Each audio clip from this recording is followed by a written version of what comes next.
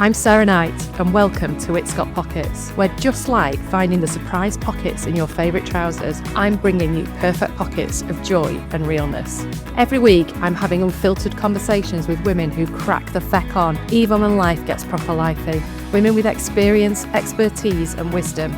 Because sometimes the best stories start in the middle. Women who've been there, done that, and are still figuring it out. Join me for real talk, useful tactics, and all the swears in between that make your life and business feel that bit more manageable.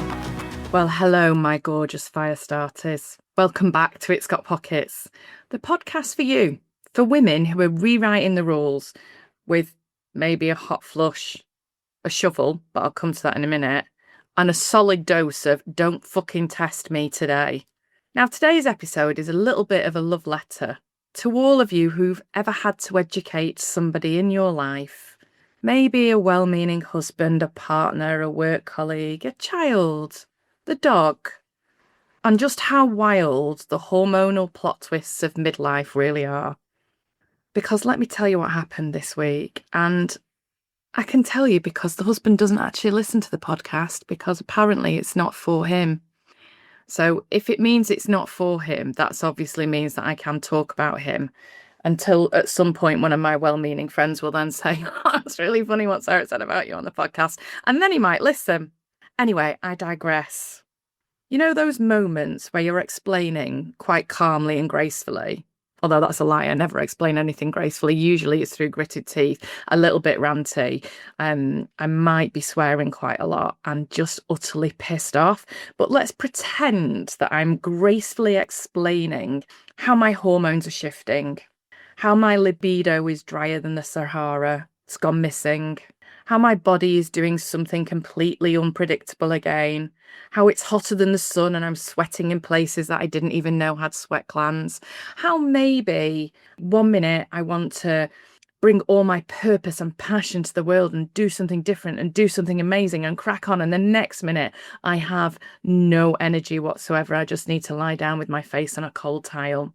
One of those sessions. Are you trying to understand it yourself, what the fuck's going on? 1 minute you feel fine, the next minute you're absolutely knackered. 1 minute you can take on the world, the next minute you want to lie down in a cold room, no one to disturb you, no one to talk to you. And then the question comes.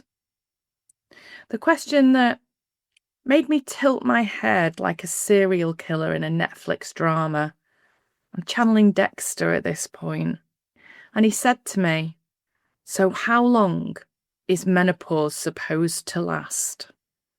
Now, before I move forward, I think it's probably quite important that I explain to you, also for the purposes of the courts of law, that he is still alive. Nothing happened to him, mainly because he is 6'4" and it'd be quite difficult to bury a body in my garden when I'm hotter than the fires of hell. So he is alive, just. But here's the thing. Menopause isn't a bloody weekend retreat, perimenopause, whatever the fuck we want to call it, that bit where our hormones start fluctuating more than any sort of rollercoaster on towers from the age of 40 to the age of God knows fucking when.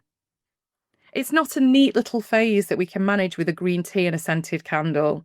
It's not a chapter 3, you may experience some mild discomfort, people. It's one day you're in charge of the world. Maybe you're, Marie Kondoing your knicker drawer, leading a team meeting, absolutely bossing it, feeling like you're nailing it for that first time. And the next you're crying because the dog looked at you funny and someone asked you what's for bloody dinner or any other question that is involved in that chapter. And there's no manual. There's no week by week guide. Do you remember, if you've had kids, I'm sure, especially if you're a Gen Xer, if you had kids, there was this Bible that we all bought that was what to expect in the first 9 months of a baby's life. And it was like, in 0 to 6 weeks, this is what to expect. You're going to bond with your baby and all these amazing things are going to happen. There was actually no talk of the fact that you were actually considered leaving your baby in a room and moving out and moving away. No talk about the duality of emotions. Then we had the Chapter 4, this is when you start to introduce all those foods that you've made yourself, your baby. Just for the record, my 23-year-old spat out every single one of those foods that I lovingly prepared and put in ice cube trays, only to be actually sated when I bought her the off-the-shelf, fully processed jar, which I then gave into. I mean, that what to expect when you're expecting, what to expect, what you're becoming a furnace with trust issues. There's also no manual for that because there's no fucking manual for life. There's nothing that actually fits into this. There's no one size fits all. If there was, somebody'd be making a lot more money than they currently are. It's personal, it's wild, let's face it, it's hormonal carnage. So after that conversation, after that question, when I was considering all the things that I might do, how long is the menopause? I mean, who says that with any ounce of understanding where you might be at any given moment? I considered murder. And then I realised that actually at 6'4", it probably wasn't possible. But then I thought, I had a brilliant idea. We need a secret society. We need a sisterhood of backup. We need a hotline to hellfire. And I thought of this brilliant business idea called the Shovel Sisters. Obviously, it'd have to be on the dark web, because if it wasn't on the dark web, then, jail time. Although, I'll come back to that in a moment. And in the Shovel Sisters, what we have is we have the opportunity to make the call. So when someone asks you a question like that, or when someone's asked you, what's for tea too many times, or what are your thoughts for tea, or what should we do this weekend, or any plans, or you've reminded someone about all the plans and then they ask you again what we're doing, or they say, oh, you never told me that, or you've put something in the bin that's been on the side for 72 fucking years and actually then suddenly it's required, it's needed, and then you obviously have to help look for it knowing full well it's actually in the bin. I thought we'd have a secret society called the Shovel Sisters, an elite underground club where you can make the call, make the line. You just write, I need a shovel. And you turn up with your shovels at the ready, no questions asked, and deal with the problem. I mean, imagine next time someone says, have you calmed down yet? Are you still cross? You still don't fancy it? You're still getting your periods? I mean, obviously, I'm not really advocating it because then we would all end up in jail. But then I started thinking, jail. There's a closed room. No one can get in. No one can ask you those questions. What's for tea? Because it's on the menu. You're on a laundry rota with other women all doing the other stuff. There might be a few fights along the way. We might have to train ourselves in some Thai boxing or something. But you get locked in every single night in silence, in peace. I mean, can it be that bad?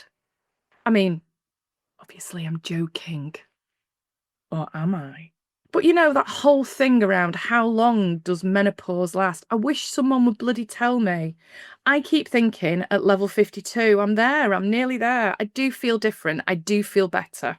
I'm just giving you a little lifeline of hope there, people, if you're younger than me.